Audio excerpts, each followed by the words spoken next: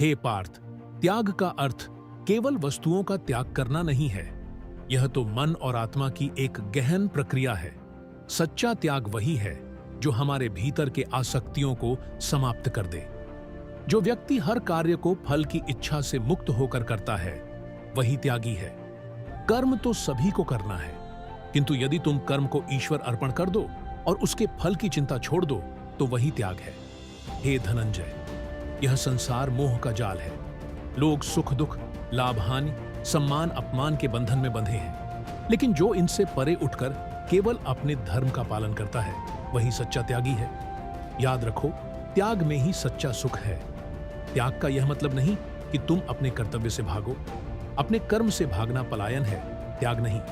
त्याग वह है जब तुम अपने कर्म को करते हुए भी उससे आसक्त न हो। जैसे कमल का पत्ता जल में रहता है, परंतु उससे जुड़ता नहीं। जो व्यक्ति मोह, क्रोध, लोभ और अहंकार को त्याग देता है, वह ज्ञान का साक्षात्कार करता है।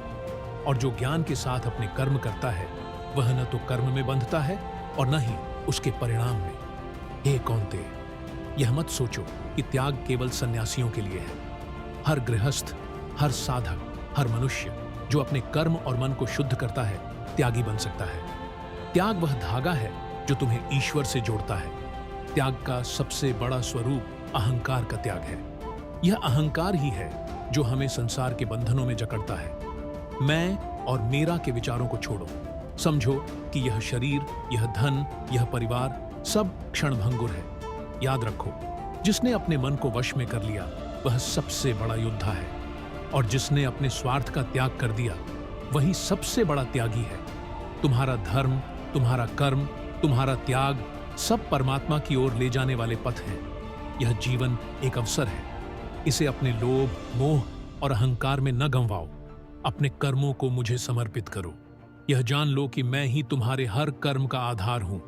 त्याग के बिना भक्ति अधूरी है और भक्ति के बिना जीवन का उद्देश्य अधूरा है। स्मरण रखो, त्याग तुम्हारे भीतर के दिव्य को जागृत करेगा, और जब यह जागरण होगा तो न केवल तुम मुक्त होगे, बल्कि इस संसार के लिए प्रेरणा बनोगे। यही मेरा संदेश है, यही मेरा आदेश है। हे पार्थ, उठो, अपना धनुष संभालो और धर्म के मार्ग पर चल पड़ो। मैं सदैव तुम्हारे साथ हूं।